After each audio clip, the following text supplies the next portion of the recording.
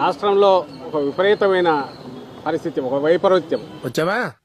ఇవాళ కూడా రాకపోతే కనపట్లేదు అని పేపర్లో ఇద్దాం అనుకుంటున్నా. గత ఏడాదిగా సోషల్ మీడియా యాక్టివిస్టుల మీద మొదలుపెట్టిన తప్పుడు కేసులు, చిత్రహింసల్లో ఏం లోటుపాట్లు లేవు కదా.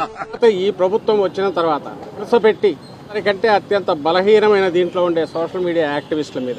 చూడు తమ్ముడు, నీ కుటుంబాన్ని నడీదికి తీసుకొచ్చి వస్తున్నా, నడీదిలో పోయే వాళ్ళందరూ చూసి ఆశ్చర్యపడే లెవెల్కి తెస్తానంటున్నా.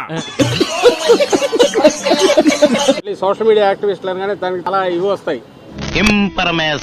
Information is wealth. అక్కడ ఎవరన్నా అసభ్యంగా ఇది చేసిన వాళ్ళని సహించమని ఎవరు చెప్పారు? దానికి చట్టాలు ఉన్నాయి. వాటి అన్న రూల్స్ పెడతారు, ఆయన ఫాలో అవ్వరు, కానీ మనం ఫాలో అవ్వాలి. వాడిని కాకుండా లింకులు కలుపుతూ 50 మందినో 100 మందినో వీళ్ళ ప్రోద్బల మంది ఉంటే వాళ్ళను పెడుతూ.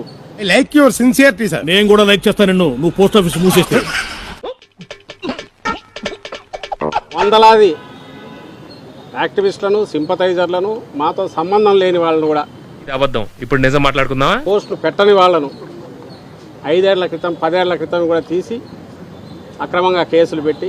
కాలానికి విపరీతమైన మెమరీ పవర్, ఏ సన్నివేశాన్ని మర్చిపోదు, కర్మ రూపంలో తిరిగిచ్చేస్తుంది. ఒక కథ రాసుకుంటే స్క్రిప్ట్ పక్కాగా ఉంటే సడన్ ఐడియాలు వచ్చినాయనుకో, పేపర్ కూస్తాడు, పట పట పట పట రాస్తానే ఉంటాడు. ఆ పాత్రలో అంబటి రాంబాబు నేను తీసుకురావచ్చు, విడుదల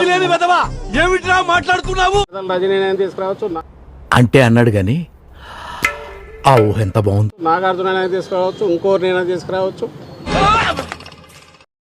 ఆఖరుకు జగన్మోహన్ రెడ్డి గారి వరకైనా పోవాలంటే పోవచ్చు అని చూపే ప్రయత్నం. వాడు అడగకుండా మీరు ఎందుకండి సలహా ఇవ్వడం? అడగకుండా ఇచ్చేదాన్ని సలహా అంటారు. కెలుక్కుంటే వచ్చేదాన్నే ఆ రోజు మొదలు పెట్టిన ఇది ఆ తర్వాత ఇక్కడికి వచ్చేసరికి ఇలాగే జరుగుతుంది అనుకున్నాం. ఎవరెరి పప్పులో ఒక్కసారి గుర్తు తెచ్చుకో. ఇప్పుడు అమాయకుల మీద కూడా పడుతున్నారు. నేను నీకేం అపకారం చేశానురా, నా వెంటబడి ఇట్లా కొడుతున్నావు. మా వరకు మేము ఈ రోజు వచ్చి ఇక్కడ పరామర్శించాక, జైలుకి వచ్చినాక వింటుంటే ఏంటో నా బతుకులా అయిపోయింది. నందిగం ఈయన సురేష్ గారి మీద ఇప్పటి 12 కేసులు. పగలు ప్రతికారాలు పక్కన పెట్టి బాంబే వెళ్ళిపోండి సార్. ఎనీ టైం ఆ డీసీపీ మిమ్మల్ని పట్టుకోవచ్చు. టెన్షన్ తట్టుకోలేకపోతుంది. కొన్ని డిస్పోజ్ అయ్యాయి. బెయిల్ ఇది వచ్చాక ఆఖరణ ఒక కేసు, తప్పుడు కేసు ఒకటి పెట్టారు. ఇది చాలా విచిత్రమైంది సార్. అక్కడేం జరుగుతుందో వాడికి తెలియదు, రెండూ తెలిసినా ఏం చేయాలో నాకు తెలియదు. ఈ రోజు అది బెయిల్ వస్తుంది, ఇంకోటి తయారవుతోంది అని తెలుస్తోంది ఎక్కడ. అలాగే ఇంకోటి ఏదో ఎక్కడో అడ్డగించినాడు అని చెప్పి ఇంకొక కేసు పెట్టారంట. నాకు ఈ టార్చర్ ఏంట్రా. అలాగే తురకా కిషోర్ అని ఆయన మీద 8 కేసులు. మరి ఇంత ఓవర్ ఎక్స్పెక్టేషన్ తట్టుకోలేకపోతున్నాను. వాళ్ళ తమ్ముడికి అసలు సంబంధం లేదు, బెంగళూరులో ఎక్కడ ఉంటాడు. ఆయన మీద 3 కేసులు. ఆయన మున్సిపల్ చైర్పర్సన్ గా చేశాడు మాచర్లకు. వాళ్ళే చెప్పారు. మీద లేటెస్ట్ 2023లో ఓ తెలుగుదేశం పార్టీ నాయకుడి ఇంట్లో 30,000 దొంగతనం చేశాడట.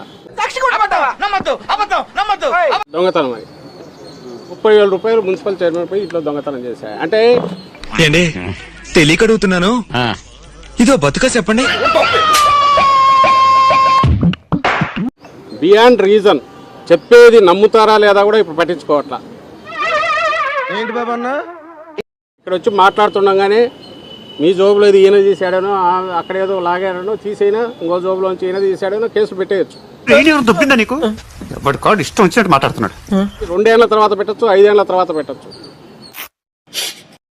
ఓకే, నువ్వేం మాట్లాడుతున్నావు అర్థమవుతుందని. మేము 4 ఏళ్ల తర్వాత వచ్చి ఏం చేయొచ్చో ఇప్పుడు చెప్తున్నారు.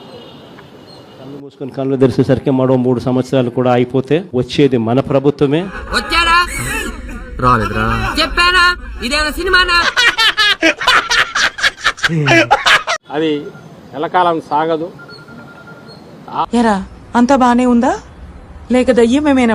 ఆ రియలైజేషన్ ఇప్పటికన్నా ఆయన 40 ఏళ్ల ఎక్స్పీరియన్స్ ఉన్న చంద్రబాబు నాయుడు గారికి వస్తుంది అనేది ఆశిస్తున్నాం.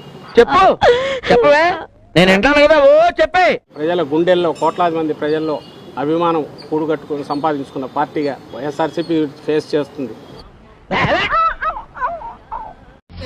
కాదండి, మీరు చెయ్యాలంతే.